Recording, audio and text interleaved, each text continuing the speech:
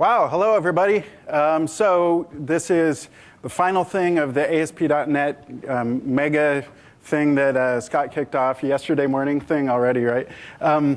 So this is bleeding edge ASP.NET. So the focus here is we're going to cram way too much into 1 hour. Part of the reason Scott's here, as you'll see, he is principal code monkey. So he tells me he knows a bit about ASP.NET, so we'll see how that works. We are partly going to introduce the ASP.NET Fall 2012 Update Build Preview. We're working on a better name, and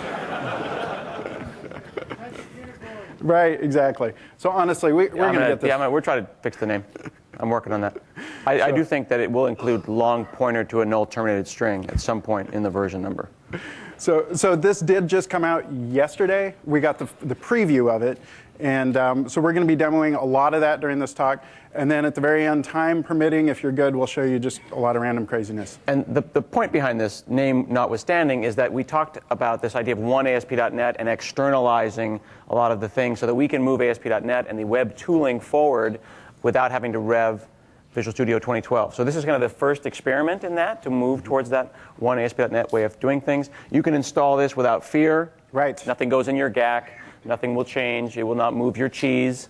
This is a tooling and templating update. And this is a preview of that. So for later in the year, around December, when we release this thing, to kind of prove to ourselves and to you guys that we can do this maybe quarterly or every 6 months and give you small, appropriately sized Lego pieces that won't change your existing experience, but will improve your new experiences. Right.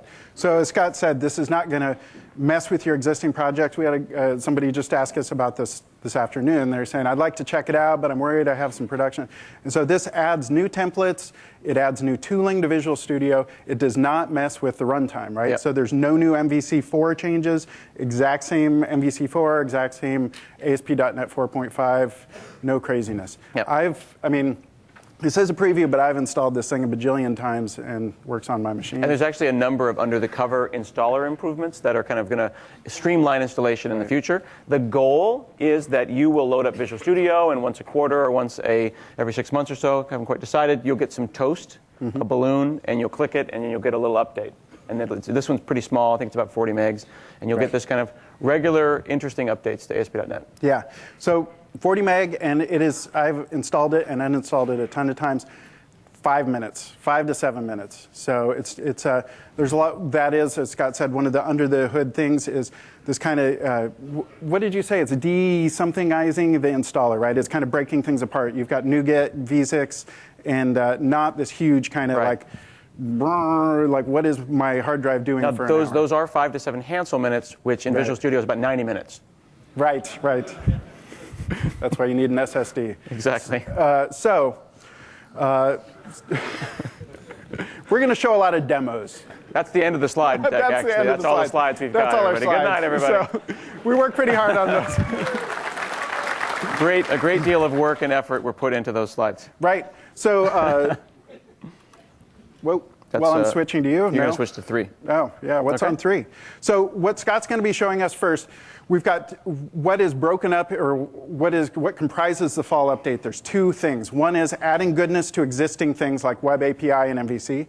And the other thing is adding brand new templates. Oh, I don't have it installed. Should I install the fall preview? Now? Yeah, should I install it? Sure. You go ahead and just talk and pay no attention. Right. OK, so Web API, what we're going to be looking at is, first of all, help. So when you write an API, you need to tell somebody how to use your API, right? You don't just click around an API. It's not discoverable. And so I talked to a lot of people about how do you do this? How are you writing your API documentation? They said you type a lot, right? But one of the advantages of Web API is that it is defined. It's an API controller. It has methods. The methods have types. And so we can introspect that, and we can figure out exactly what... This is no awesome. pressure, man. Yeah. I can use your machine. Do you want a demo on my machine? Sure. Okay. We'll just let those 8 processors work on that. Yeah. So if you, just do a new. OK, so that's 2. 2. So what Scott's going to do first on my machine is file new MVC4 application. You'll see that there are some new templates available. So we've got, but we're not going to talk about those. I'm getting ahead of myself. Can you fill this white space with goodness later? I would like that. So Web API. There you go. That's way Doing? better. Doesn't quite look so lonely anymore. Right. Okay, we're creating application 19. Sorry, of course, you realize I'm here to make John uncomfortable and throw him completely off his game. When we looked at he's this, a we said fantastic presenter. there's as no long as way that we can I'm get not through messing with these him. 60 or these presentations in an hour. Let's throw Scott into the mix, right? That's a great idea. So if you hit F5 on this, this is just basic MVC application. And this includes Web API, but the point we should also point out is that Web API works with web forms or web pages or whatever. So we've got Web API here. Okay, so click on that. Next to the home, there's an API link at the top right corner. Yes. That's new. It is new. So what this has done is actually gone in, looked at the API controller, looked at the actions, looked at what everything takes. You can drill into these and you can find out information. Now, if you've got a complex type, it'll go through and it'll figure that out a lot of the time. And this is installed as an area. Yes. So you can actually go in there and make that look like whatever you want to. This is not rocket science. You can change it, you can theme it, you could make it produce machine-readable stuff if you wanted, or you could make it produce something that matched into your layout and your theme. Can you expand out help page real quick? There's, I think if you look in, I'm going to get myself in trouble, I think sample generation. Let's go off script. We're only 5 minutes into the talk, shall we? The top thing there? Which one? Yeah. That one? Yep. So this is a bunch of code. You'll see that it's using JSON. It's going through and it's just inspecting stuff, right? So the point is that's not scary at all. Well, point is it's a for loop. Let's just break it down, shall we? Yeah. So let's move on to tracing. Okay. So if Scott, if you can browse. That wasn't a failure at all, John. All right. So do I hit something first? /API. /API. /values. And that's values because it's the values controller. Yep. And now it's trying to give you JSON, and don't worry about that. Okay, so it tried to give me JSON just then. Yep. Because I just made a get call to API's value. Okay. Yeah, that's and cool. then let's also go to Wouldn't I have had to have been debugging? Yes. Okay. API. One more time with feeling. You're missing Phil Hack right now, aren't you? He's right there. Okay, so if we look at this, you'll see that this is actually unpacking exactly where. Oh wow! Look at that. Okay, so this is all. I've never seen this before. This is all new here. Yep. So the reason that this is helpful is because Web API has this kind of, I've heard it referred to as this Russian doll thing, where it's kind of things are stacked inside other things, right? Mm-hmm. So you've got delegating message handlers, you've got configuration, you've got all this stuff you can override, and so it's a little difficult sometimes to figure out why something did what. And so this gives you that. Right, and this gives you an insight into that. And it's using the existing system.diagnostics tracing stuff. So you already have trace listeners and things like that might be hooked up going somewhere else. Right. Like through Log4Net or plugging it into Glimpse or whatever. Anything that's going into tracing will show up. So it doesn't necessarily have to go to debug out. Let's look. If you can open up app start. Okay. And go to trace config. All right. So this is using, as Scott said, this is diagnostics, trace, all that stuff, right? So the point is that you could plug this into any other trace listener. Very cool. Okay, cool. So that's new. Let's look at OData. OData. So do you want to, you can browse to it or whatever, and I'll talk. So if I go to here, right? I want to enable OData. Now OData had a very prescriptive way of doing CRUD over REST. Yeah. And Web API has a very flexible, kind of do anything you want, you're in total control way of doing things. We talked briefly about this in the keynote. Right. I can go like that. Yep. And that enables what? Let's run this thing. It breaks your app. And I'm going to run it in, because I'm an equal opportunity browser. Mm-hmm. And I'm going to say values, right? And this returned XML. So I can now say like, I don't know, top 1. Yep. So I still have the web API that I have total control of, but I've got what, filter, top, order by. Yep. So and so what it's giving you here is, and this throws some people off. This does not mean that you're buying into OData as it's going to give you some heavy XML payload and you've got to become like an OData like MVP or something, right? This is just, you're using OData query syntax. Exactly. You're buying into the part of OData that I think we would all agree was the most fun and the most popular, and the one that people liked the most. Yeah. OData is still great and used for things like SharePoint and SharePoint List and is a really good CRUD over REST. This gives you the best of both worlds. Yep. So, and actually, if we look, we're good on time. Let me show that I've got another demo. You got all the time in the world. Please, go off script. I'll just throw this away. So I've got another app open. John, you did say you were going to pay me $1 million. That is your actual quote if we have extra time left over at the end of this. I did say that. Okay, because we have like 19 demos. 19. So I felt pretty safe about the $1 million. So we've got this thing here. I'll just run this app. The thing I wanted to show was that the XML or the JSON you're getting back is pretty lightweight. So if I make sure this is called dead air, by the way, yes, just FYI. And make sure it's turned on. Right. Okay. So what I'm doing here is I had a where I was just querying for books, right? /API/books. I'm going to change that to turn on some OData query syntax. So I'm going to go in and type a tilde, which is nice. Okay, so if I get rid of that, so it's already running. I'm going to refresh it. And you're doing that. So you're in Knockout there. You're making that call, and that's going to change the way this binds. Right. So there. So now I've got my call to API books. And Zoom. Yep. Zoom. So that's going to API/books. And if I look at my summary or at my response body, the point is that this is pretty lightweight JSON, right? So the entire thing, if I unzoom, that's my entire response for 5 books. So I just thought that was kind of cool. And notice at the end on line 25 there, we've got this next. And this is kind of cool. It's kind of just a tiny little nod of the head to hypermedia. So let's go back in there. And you've got, here's where I would go to get the next ones. Skip 5. Yep. Very cool. So that allows somebody else, and actually in this Knockout code, the way it's doing it, it's not hard-coded in there. It's actually saying, get that next value and go to that. So it's got this. Oh, okay. So you say view model next page data __ next. Yep. As opposed to going and trying to build that query string yourself. Right. Very cool. Web API. Magical. All right. So now this is the demo that will fail. This is, I told you it wouldn't, but I think it will. That's comforting. Thank you for telling me now. Not an inappropriate time at all to tell me that this is going to fail. So the idea here is I'm going to tell you the story of normally when I create a new MVC application, there's one thing on the list that I personally don't use, and that's because I'm not building intranet applications. An intranet app, thank you. An intranet app, yeah, go for it. So an intranet app, normally you need Windows authentication. So that means you need to all be on the same network. So a week ago, do you want to go ahead and create that one? No, you tell me what to do. I'm Yes, the monkey. please. Yes, Okay. sir. So I'm creating intranet? Intranet. Okay. Yep.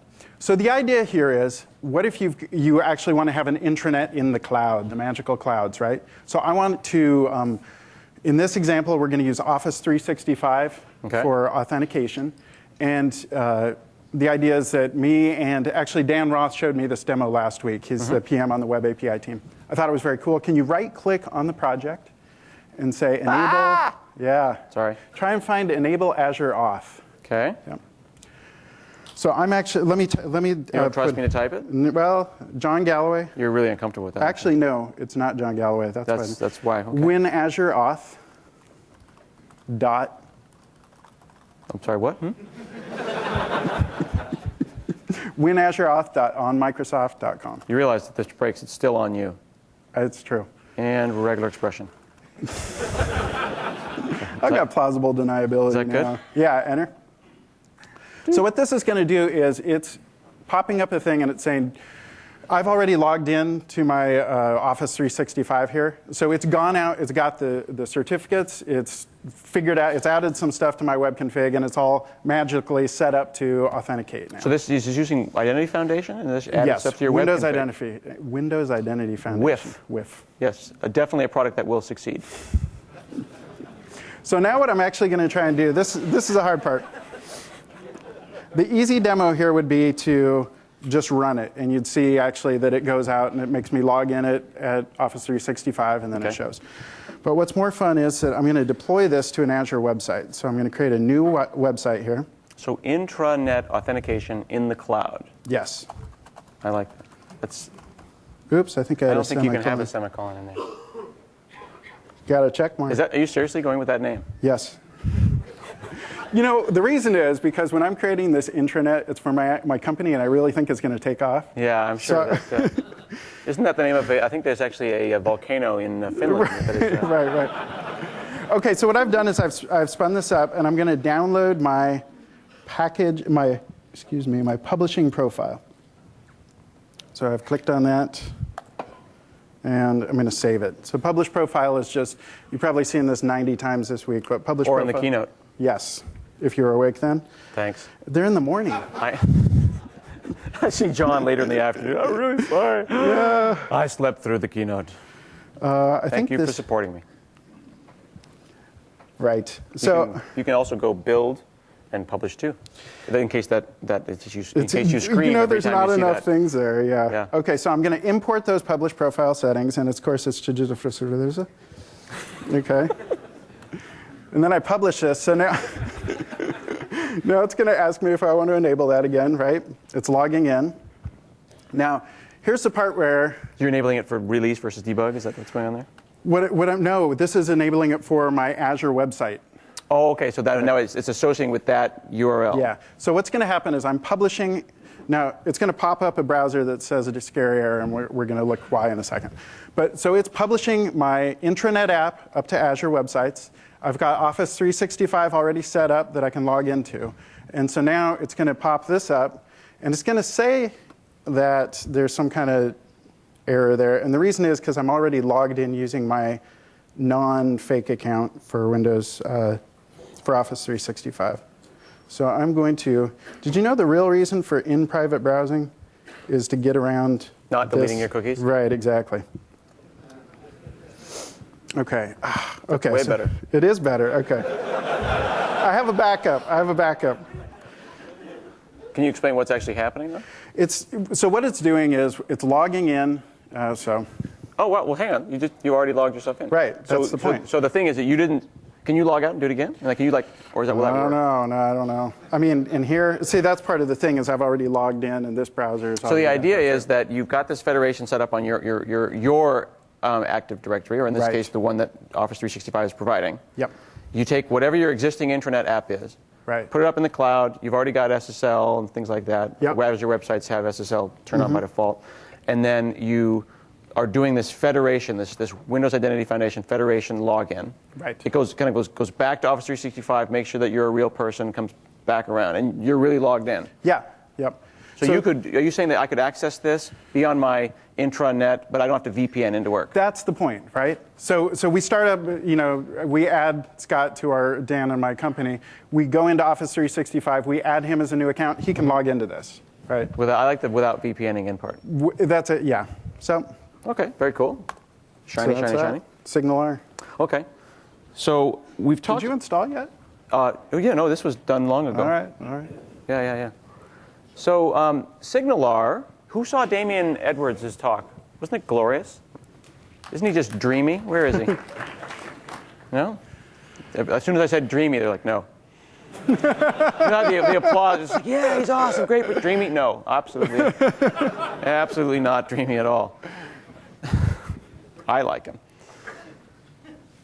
All right, can you see that? All right, so SignalR, it was an open source project that Damien and David worked on. Right. And it was just so freaking awesome that we had to make it happen. So it's been brought over, and they've done all the legal stuff and the lawyers and the copyrights and the whatnot. So then there's the SignalR open source project, and now there's Microsoft SignalR.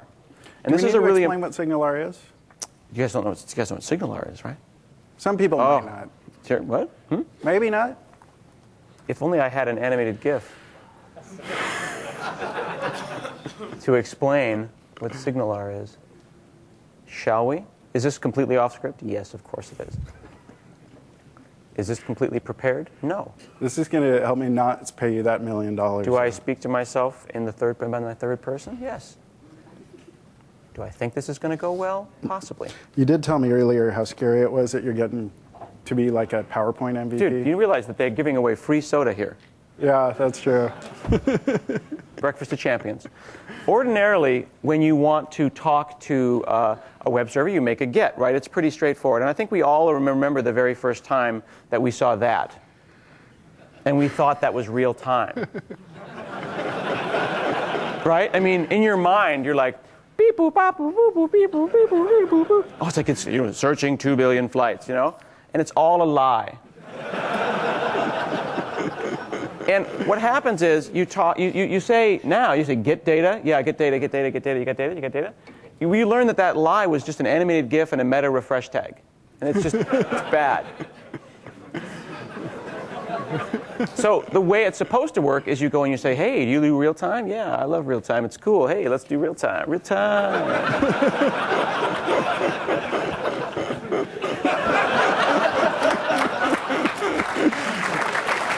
Scott Hanselman, ladies and gentlemen. So SignalR allows you to have this fallback. It makes real time happen. Now, there's multiple ways to do real time. Right. There's server-sent events, and there's forever frame, and there's WebSockets, and then there's long polling. Yep. Which is better than regular polling. They did not like my idea to do the GIF sockets. Have you heard about that? Yeah, you can do GIF sockets too. It's actually an infinite animated GIF that never ends, and then you just encode the data in each new frame of the animated GIF that never ends. Yep. Yeah, that's a great idea. So the two things that are exciting about in the fall update, SP2 whatever thing, is that we can say add new item, and when I come in here, SignalR is right here. And this is really, really important because we've had people say, well, we can't use your products anymore because there's just too much open source. I'm going to make a big differentiation between the kinds of open source that are like Chromium and then Chrome, right? There's the Chromium browser, the open source Google Chrome browser, that no one runs except the guys that work on it, and then there's the Google Chrome. Right. There's SignalR, which is going to be the ongoing, continue to be developed, GitHub-hosted SignalR project, and then there's Microsoft SignalR, which is when we took a kind of a snapshot of that and said this is supported. Right. Same thing with NuGet. So this is here. This is real. You can use this. It is supported. We can support it. You will call support, and they will say, "What's SignalR?" And then we will, and then we'll eventually teach them what it is, and there'll be a PowerPoint and some GIFs, and it'll be great. But I want to point out, this is Microsoft ASP NET SignalR. It's part of the larger one ASP.NET strategy. It's a real thing. I can say new hub, new persistent connection. It's real. Use it. It's awesome. Yep. We're using it. Oh, gosh, everyone's using it. Yeah. And we have an amazing SignalR demo later. It's going to be awesome. Yes, it's true. It's true. And you probably remember Scott Guthrie's demo, the first keynote, where he fixed Scott Hanselman's demo to actually give real-time feedback to a Windows 8 app. I wouldn't have said fixed. Well, but it's a gentle modification. Right. Okay.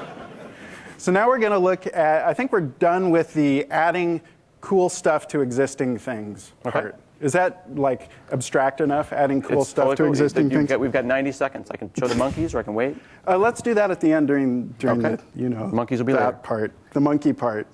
Okay, so now what we're going to look at is new templates. So again, I do an MVC4 app. So we've got two new templates to look at. And actually, I want to make one comment, though. We still continue to work on the idea of unification of these things. Right now, you'll notice that we're adding templates here in MVC4. Web forms people shouldn't feel bad. It's just that this is a really great way to put stuff. In the future, we're hoping to have some kind of file new ASP.NET app, Right. and then everything will be unified in that one place. It's kind of like, hey, we'd like to ship something. Where can we put it? Let's drop it in this guy. Right. We're But trying to. eventually- We are moving towards unification. Right. And so, which is part of the thing of like installing things as v6, installing things as NuGet, right? It's easier to break them apart, and it's not this big, like, we're waiting for a big Visual Studio release to put all this stuff in. It's really lightweight. So Okay. I'm going to create a new Facebook app. And the important thing is that this is not Facebook auth, right? So we had Facebook auth in, I look at Scott like he's going to disagree with me. No, I'm not disagreeing. So Facebook auth we added in MVC4 and in Web Forms 4.5, and what that allows you to do is log into a site not using, your user doesn't have to register with the username and password. They can just click here to log in as Facebook. They go over to Facebook, they log in, and then they come onto your site, and it says, hello, valued customer. And that actually brought in yet another open source library. The .NET OpenAuth library included not just Facebook, but also Twitter, Yahoo, Right. Google, Microsoft account, and LinkedIn. Yep. Interestingly, all of those except, I think Google is the one provider that's OpenID only. So, but we also do support OpenID, Sure. and you can go in. I don't know if it's in And here. for the two guys that use LinkedIn, they're super excited about that. It's so yes. If you can show me a guy that uses LinkedIn and Opera, I'm going to buy a lottery ticket. So the things that this will do for you, one is, this makes it so instead of just logging in, you can write an entire Facebook app. So this is something where you would give someone a URL. It requires them to log in at Facebook. It demands or requests some permissions. It says, I would like to know your friends, or I would like to know your birthday, or that kind of thing. And then when they log in, it bounces back to your site sitting inside of Facebook. So it's like a frame, right? You could do all this stuff before, but you had to go and read, like you had to go to the Facebook SDK. It's hard work, right? I mean, come on. Oh, yeah.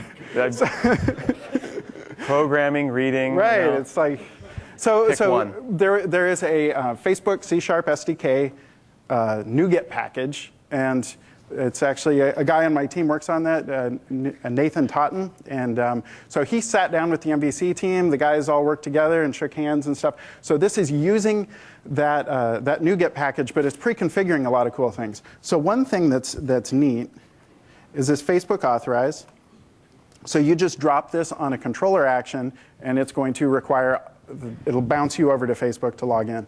But what's also neat here is this permissions. So it says, I need email permission. So this brings you to the Facebook dialog, and it says, this application would like email permission, yes or no. Basically, Facebook handles that. You're making a Facebook handles demand. You're demanding, I want Exactly. email, and I want friends, and I want this and that. And then Facebook will say, if you allow this, Right. that's what this means. It will give you email. It will give you this Yep. and that. So that is item number one that's cool. Item number two is it's binding to this my app user. So my app user is not your app user. This actually is a Facebook user object. So I talked to Eric about this, Eric Porter on the MVC team, and he said the thing to point out that make sure people get from this is that you could just bind directly to Facebook user. And it's a dynamic object, and it says it takes all the stuff that Facebook gives it, and you can dot into it at in debug time, and you can see what's there. But you can also say, I would like, I'm going to need email and picture URL. So you can define those as types, right? So that's going to be automatically populated? It'll automatically populate it. So if we look back, so much zooming. If we look back here, you can see that we're binding to like user and friends, and binding right into that. So what I'm going to show for this is a demo. It still scares me. If I go to birthday reminders, birthdayManager.azurewebsites.net. I'm sorry, I'm just looking at your Amazon history. Oh, no.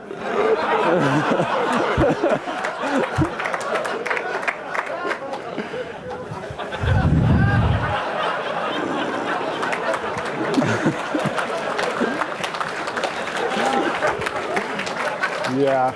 It's no judgment, no judgment. You don't know the hell. You don't know the hell I live in. I have 3 daughters. I know way too much about. Although actually, they're now into venomous snakes. They think that's cool. Venomous Snake Barbie is my favorite Barbie. I sure wish. Snake handler Barbie.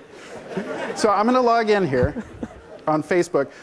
The guy that wrote this, Yao, on the ASP.NET team, he said he did this in about a day. So what's cool, this is a birthday manager application that's actually like a pretty cool idea. So what this is doing is it's going out and it's looking at all my friends with upcoming birthdays, and it's giving me the opportunity to buy them a present.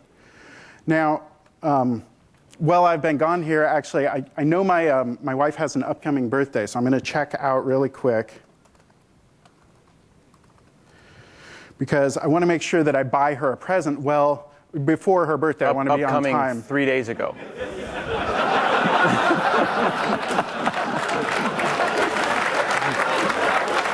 Missed it by that much. Do you have some couch space? Is that Yeah, you're sleeping at my house tonight, brother. So I definitely do need to click on this button. It's okay. With Amazon Prime, it'll still get there in time. That's right. That's right. Back in time shipping, right? Historical shipping. How many days Excellent. previous? Excellent. Yeah. So one other thing that's neat about this is it has this, even down to this thing where he said buy him a present or buy her a present, right? Oh, that's cool. So, I mean, just a neat little thing. And then, like, this is actually going out, looking at things that she's liked on Facebook. I hope I don't get in trouble. But, here's some, Hopefully she likes good stuff. Yeah. So, like, here's a CD, and I could go out and buy that. So he's actually hooked all this up. This is actually something like, man, you could build a business out of this, right? I mean, make a few dollars. Build a business. That's a heck of an idea. And then Amazon Associates. Exactly. So, and he did that in one day. So, wow, that's pretty nice. slick. Very cool. Okay, so that's Facebook. So we got Facebook Auth and Facebook Apps. Right. That's new too. Okay, cool. Let's talk about single page. Single page. Okay, let's switch back over here. Number 2. 3. 3. Okay. And we'll go new project again. And people were asking about single page app. Because single page app, we had a thing that was in preview a while back, and we didn't actually release it. So there was a preview and a lot of excitement about it. You're nodding your head. You're like, yeah, you suck. It was a year ago. Right. So single page app had a lot of opinions in it. Mm-hmm. And it was a really difficult thing because a couple of things. Single page apps aren't really figured out yet. There's a lot you can do. And you can talk to 5 different people who make a single page application, and they're going to tell you 5 different ways to do it. Do we need to explain single page? So, single page app would be a page where literally there is just one page that gets loaded on the initial get, like Gmail. And then you move around and you forward and backward and you do all these actions, but you never actually ever leave that page. Right. And then you simulate that you're moving from page to page by using push state or using history APIs and things like that. So the user feels like they have a natural forward, backward motion on the web, and but you're kind of loading the whole thing and then swapping divs in and out or bringing JSON over the wire, and it gives you kind of a little bit more application-like feel. Right. The original template was very opinionated and but also at the same time didn't respect things like there's Backbone and there's Angular and there's lawn chair and there's like every noun that you can think of .js. Like just pick a noun in the dictionary, and deck chair.js is probably one of those. That's how it is. Ratatouille.js. Ratatouille.js. Yeah, I like that. That actually could really be a thing.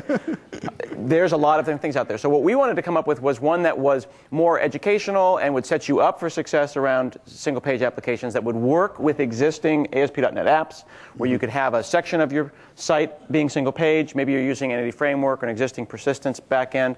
So we didn't want to be so prescriptive and opinionated that we were going to say, thou shalt use these JavaScript frameworks, but we also want to set people up for success. So this is just a preview that Mads and the team have been working on. So let's take a look at this. And I actually like it. It's simpler. It's more vanilla JS, yeah, I think, than maybe previously. And I'm actually pretty happy with how it turned out. I like the demo too, as this is starting up. But they give you, like Scott's saying, this is really kind of more of a pattern. So a lot of project templates are kind of more like, here you go, get started. And this is kind of more like you F5 and you actually have something running. And it's more kind of like here's a recipe. Well, and something to get at the same time, you don't want to make a template that's going to try to be all things to all people. Right. So you don't want to push it too far. So let's just see what it looks like initially.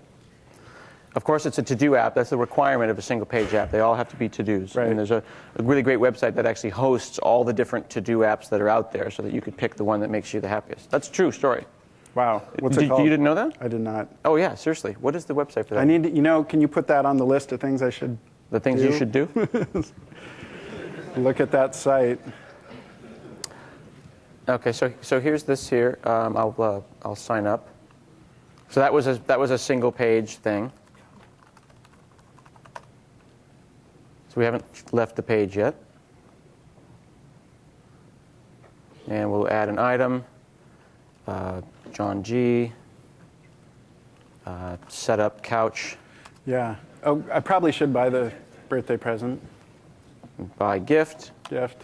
So- But I should probably buy a gift for next year too. Can I Yeah, put it? you should. Just You get a jump could on. set that up and get that going around now. That would be a good idea. Pre-buying, is it? Her taste could change though, John. Log back into this. I want to try it from here, and I want to see the traffic. So you see, I'm F12 it, and I want to see what's going on here. Fancy pants. I think it's an update panel. Is What's there an update panel in there somewhere? Just try to. You're busy typing. I thought I could sneak it by. You could certainly mess me up. So you'll notice that we're using Web API, right? So we're doing this work. We're typing and typing, enter, enter, enter. We've never actually left the page here. And then here we've got a request to API to do that is saying here's that new piece of information. So we wanted to come up with a pattern that would enable you to extend this idea. And then you could go out and explore other JavaScript libraries and find one that makes you happy. So here we've got a really nice, clean HTML5 front end here. And you look at that line 7 there. You're saying if this is an authenticated user, then we show this section. We've got the header. And then you've got line 22 through 29 there for each to-do using knockout data binding. And this is really comfortable also for anyone who's done any kind of data binding in XAML or Silverlight or anything like that. Yep. And then you've got stuff like, here's the click event on the little X for the delete to-do on line 26. Really easy to read, and there's no code in here. It's very unobtrusive. And then else, if you're not logged in, that's that login that would pop in and out. On the back end, on the to-do controller, we're using Web API, right? Web API, exactly.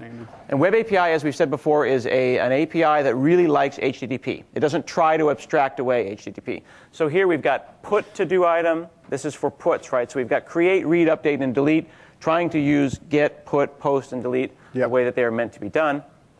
There's your post. Here's things like bringing back HTTP status code created.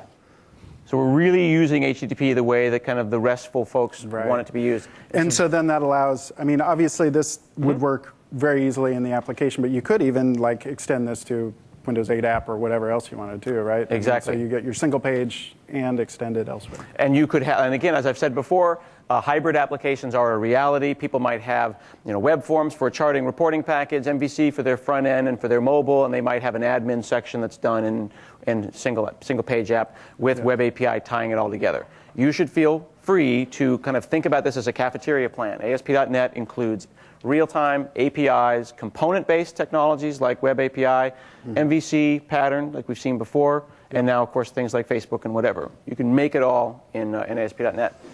And this is really nice. It's actually only 120 lines of code, and most of it's just Mads being obsessed with a certain way of doing curly braces. I'm more of a C curly brace guy. Can you show the JavaScript too? There's those 3 JavaScript files in there. Absolutely. So here's to-do list. And again, this is using Knockout. Yep. So I think of these, and you can tell me I'm wrong, but I think this is like, there's the to-do list, which is kind of like, this is the overall logic of the kind of app. Right. This is the, when you think about, you may have heard MVC used in the context of the client side. So MVC frameworks on the client side mean that there is a model view and a controller on the client, or in this case, kind of model view, view model. But this is the closest thing to a client-side controller that we've got. Right, okay. And then it's calling todoapp.db. So within here, we've got database methods. And Which is kind of funny because it's a data access layer, but it's in JavaScript on the client. Yeah. So, I mean, but this is as close as data gets, right? You're issuing a query. It's Just not separation, and it's SQL. separation of Yeah. concerns, right? Yeah. So here we've got AJAX request, make a get, make a put, make a post, and make a delete, all using the HTTP verbs that we're used to doing, and then serializing that JSON kind of seamlessly from JavaScript to C#. Right. Okay, in this case, we're using Entity Framework, but you could certainly use whatever makes you happy. We want to set these kind of Lego pieces up such that you can swap stuff out. We want to be opinionated without being draconian. We want to give you prescriptive guidance, but we don't want to lock you down to doing things a certain way.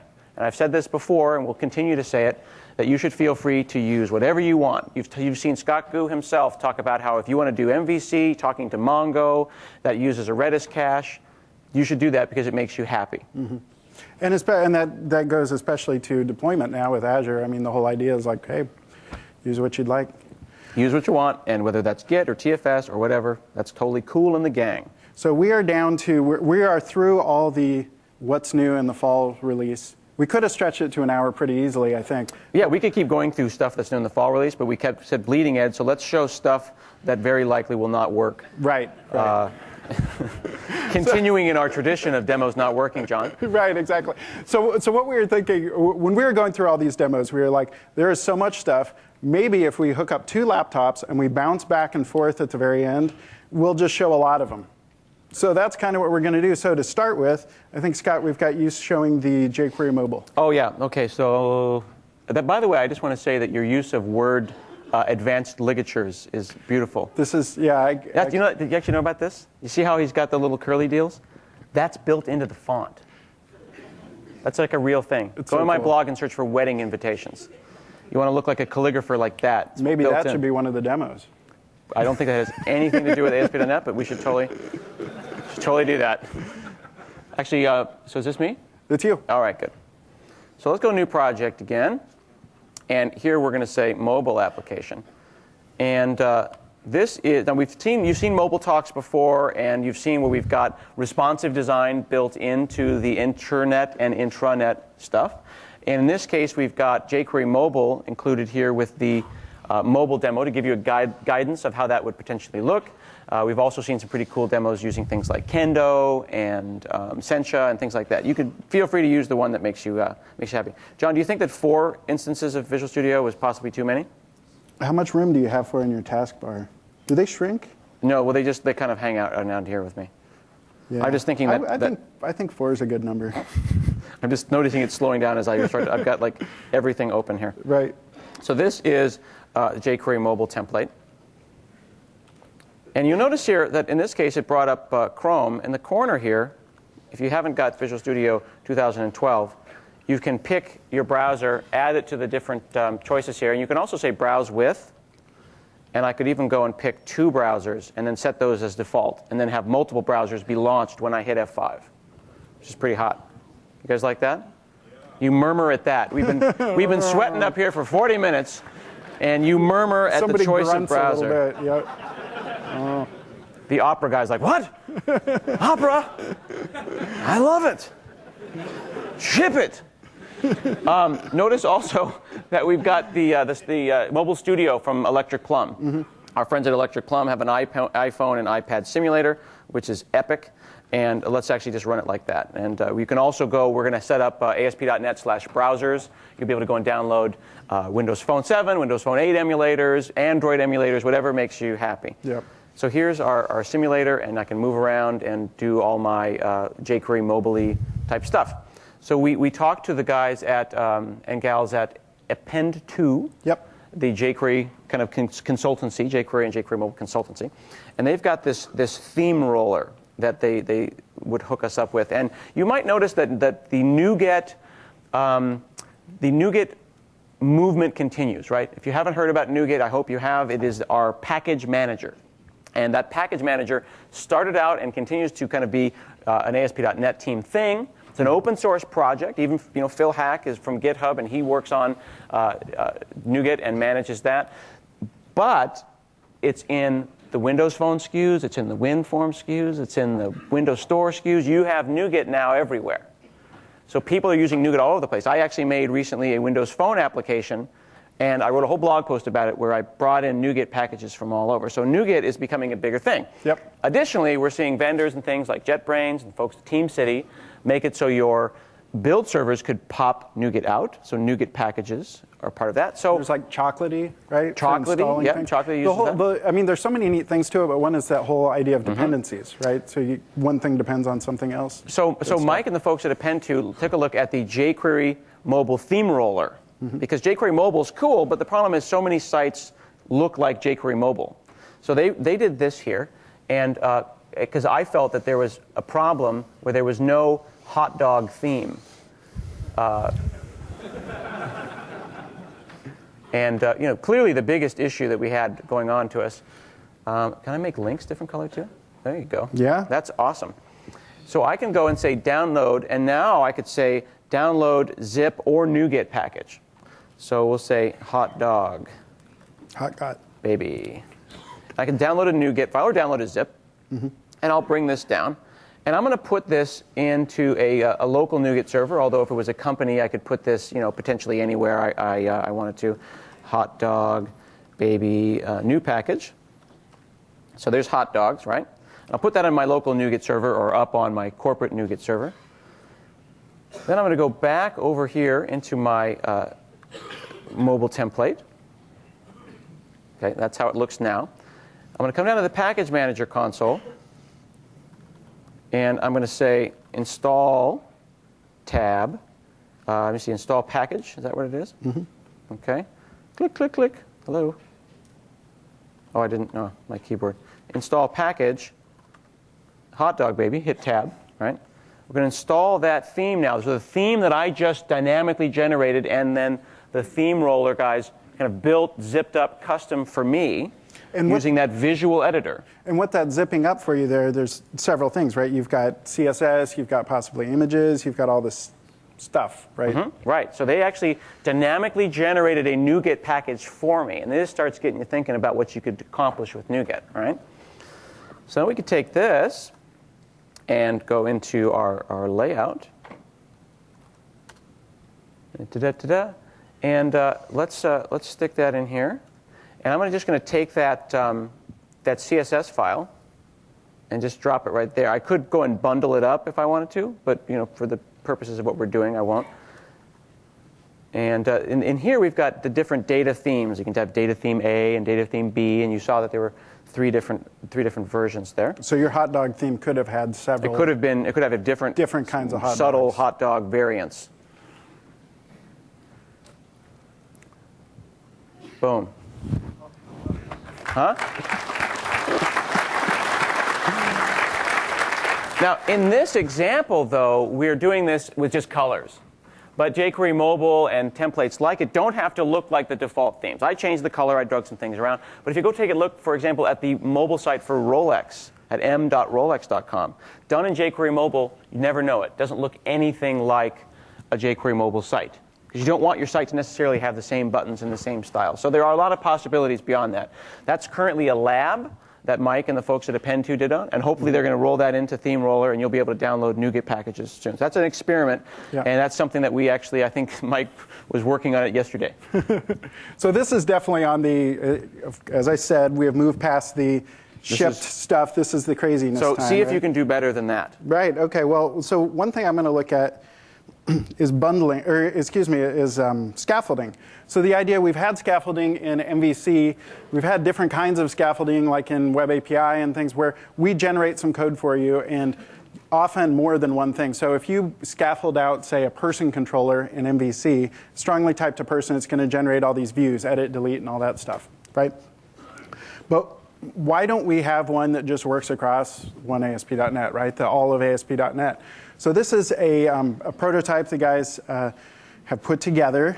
The guys in the lab have put together, I feel like Cave Johnson. It's the guys that do actual work. Right. So here I am on this giant list. You'll have to trust me. I'm clicking on Add Scaffolded Item. I could zoom. Add Scaffolded Item. I think we are going to... Okay, so what that would have done is pop up. Is that something you can fix? Maybe. Hey, it's all you, baby. Hang on. I can fix it. You I fix can. that. No, I'll go over here.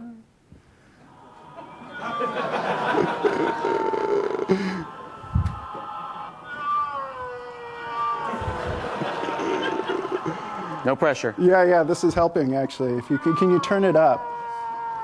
Okay. You got it? Yes. All right. So I right-clicked on that. As I said, prototype, new code. I needed to open up the package manager console because it does some stuff. Right. I like that the back and forth here is. Yeah, it's helping. It definitely is helping. You're an easier competitor than Phil Hack. He would have crushed me at this point. I'm excited about the scaffolder. I don't know about you. Let's see it. Okay, so I click on this. To be clear, this is a prototype. Now I know that when he right-clicked there, it said add scaffolded item. You're like, oh, blah, blah, blah. Don't put more menus there. Yeah, we get all that. It's a prototype. Yep. So I'm scaffolding something based on this person class, and it's going to create a data context. And it's also a cool thing is, it's also got a mobile page for master page for mobile. So that maybe should move over. Prototype. Right. But what I wanted, that is cool. I didn't mean to yes, it's cool that it's also going to generate for me kind of like views. So it's building out pages using that .mobile extension. It's extremely cool. Yes. So you'll see over on the side here. We've got 10 minutes, so don't feel pressured at all. I will quickly show this, right? So it built out all these pages for me, and it's got all this add, edit, delete stuff. Quickly run this guy. And this is exactly what you'd expect, right? So this is add, edit, delete. This is scaffolded all these things out. If I go to person. And one thing that we don't have time to go into, but is the whole idea of friendly URLs, right? So I actually just went to /person, and this thing starts to use some of those. So I can go through and I have Fred Jones. I can delete Fred Jones. So I'm hearing you say that the meta point here is that we've got web forms getting, again, more features that happen in MVC. We've seen in web forms model binding. Right. We've seen friendly URLs. You don't have to have .aspx. We're seeing scaffolding, and this scaffolding is extensible. So the same kind of fun generation of code that you can do in MVC, you'll be able to do in other things as well.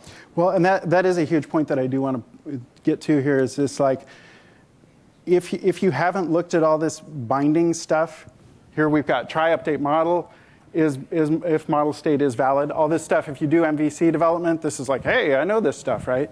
So this is actually building things out for you the right way. And another meta point is that we're adding in, we're looking at this as a solution for all of ASP.NET. So I actually have another demo we don't have time for that is MVC scaffolding, and it scaffolds out Azure table storage to the cloud, magical clouds, and it does that all using that same scaffolding thing. Okay. Let's go to, you want to do Web Essentials? Yeah, start talking about Web Essentials for a second. I'm just setting something up. Okay. I'm going to show, you know what, I don't think we have time for all the Web Essentials, so I'm thinking we look at something new with Web Essentials. So Web Essentials, if you don't know, the Visual Studio web tooling stuff is insane. Like, it's got all kinds of, autocomplete and CSS smarts and all this stuff. But what's nicer is that Mads Christensen and team are building things out and shipping things all the time. So they are shipping this Web Essentials extension, and V6 install, easy to install, disable, do whatever you want with. Here's an example where it's got TypeScript. And as I go in and change something in here, right? So I can go in and change stuff, and it's actually, as I save it, it goes through and compiles it on the right. Right? I guess I need to. So as I save it, it's compiled. Now, another thing that people think about with languages that generate JavaScript is, well, how am I going to debug that? So a neat thing that they've got here, I've got example.ts. So this is TypeScript, and when I save it, it builds it out. But it also is building out source maps. And what source maps do is they give hints to the browser to allow debugging. So browser tools can look at this. It's just a little bit of, it's JSON data that explains what maps to what line. So this is actually, every time I save, it's building out both, it's compiling the TypeScript to JavaScript, to a source map, and a minified thing. So if I run this now. And this could potentially work with CoffeeScript or anything. Yeah, well. So I could actually kind of debug and find my way back to the line that did that. Exactly. So they have CoffeeScript support already. And it's not doing source maps yet, but there is really nice support for CoffeeScript in there. So I'm going to go into Chrome. They have, in the newer Chrome builds, they have this source You got mapping. enough toolbar buttons there, buddy? I'm working on it. All right. So, so now if I hit F12, this is the, there? Yeah. Right? So this is the TypeScript that it's sending down. And Chrome says, OK, I got this source map. And actually, as I debug this page, you're worried you're not going to get to your monkeys, aren't you? No, that's OK. We'll get the monkeys. Well, I got a better idea. OK. So what this is doing, is this going to freak out if I zoom? It's not. It's totally not. Right? So this is, there we go. OK.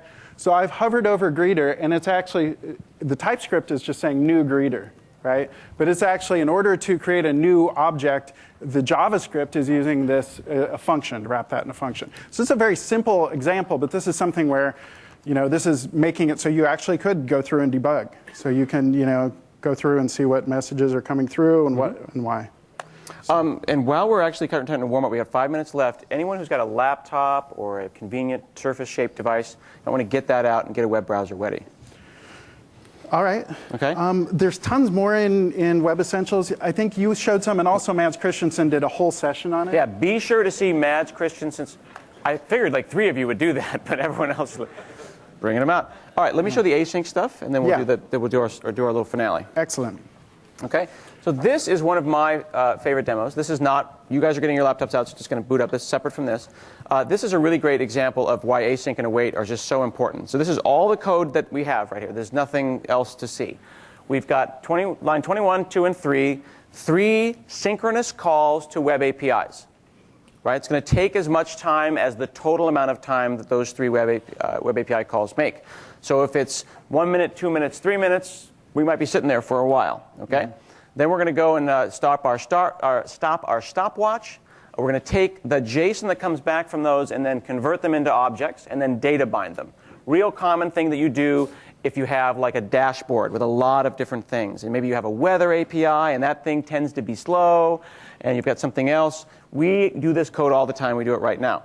What we can do now with async and await, and this is actually a web forms application, is I can say task async to each of these things. Okay? Then I'm going to go and mark this as async. Mm-hmm. Okay? I'm also going to mark the page itself as async, the web forms page itself. Notice right away that the JSON conversions here say, uh-oh, you're not really giving me a string that comes back anymore. Well, we're not. We're giving it back a task. When that task is done, I'm going to go and bring back the result. So we're going to change those things to dig the result out of the task that came back. Because those 3 calls to download string task async is going to go boom, boom, boom. And they're going to be happening in the background there. They're going to return themselves quickly, but I want to wait for them. Okay, I want to say task dot when these are all done. Yeah. Hang around for client contacts, client temperature, and client location. Bless you. That's important, by the way, that when all versus wait all. If you do wait all, it's actually... It'll wait forever. Yeah. Now it says this is not an awaited task. So await for that. Mm-hmm. Okay? If I run that, that is only going to take... these usually take 3 seconds, 3.5 seconds. Yep. Now it's going to go and take as much time as the longest thing. So rather than simply adding them up, now it'll take as much time as the one item that is the longest. And you can also change this code if you wanted to say, I don't want to wait any longer. That seems like it took more than 1.7 seconds. Well, it had to start up the first time. Right. So there's a second. So here you go. That's async. Okay? Mm. Now I'll back it out. That's not async. Let's change the page as well. This is a reverse demo. Watch it suck.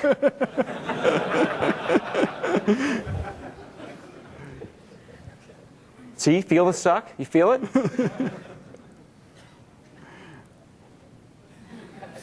Okay. And that's just literally as simple as that. And asynchronous code, background code, non-IO, letting the ASP.NET thread get back to work. while I/O is doing its work. Those things are hard. Well, not any longer. All right, you ready? I'm ready. All right, what I want you guys to do is go here. Let me tweet this. SignalR is glorious. Tweet. Beep boop bop boop beep boop. Is it tweeting? It tweeted. Okay, cool. Guys, ready? You're back! So this is... An A4, huh? I'm in A4. All right, we'll just see what happens there.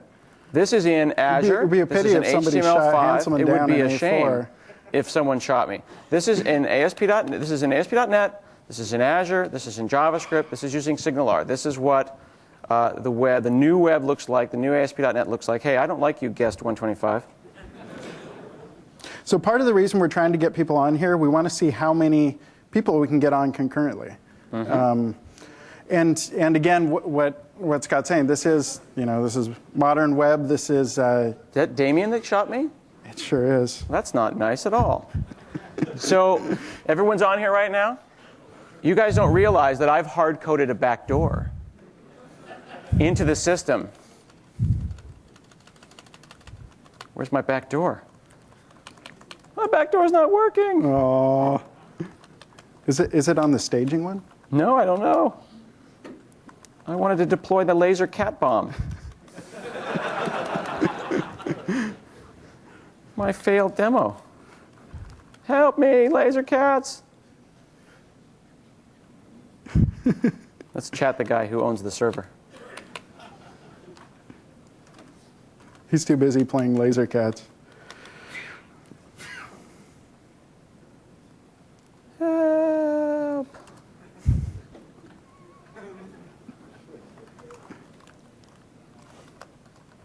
So how many?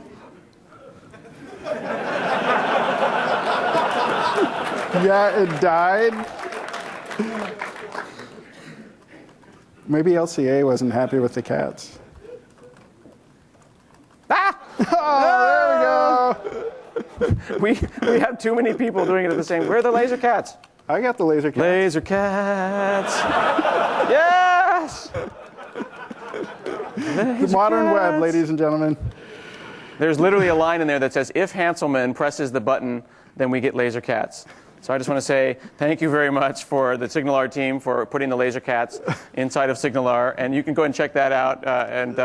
This has been Bleeding Edge ASP.NET. Right, thank you very much.